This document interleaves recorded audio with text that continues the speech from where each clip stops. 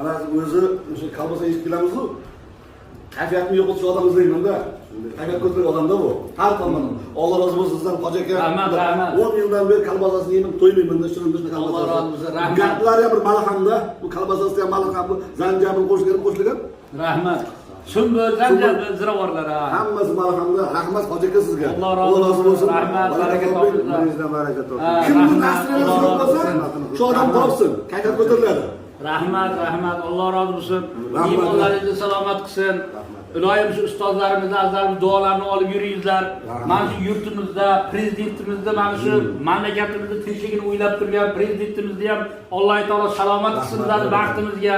Bizni ustozimiz aytadilar-da, azalni aytadilar-ki, bunaqa zamonlar hech ham bo'lmagan deydi. Bunday erkinchilik, ibodatga kengchilik, ishlarga, tadbirkorlarga, hamma narsaga kengchilik bor. Buni tan olish kerak-da.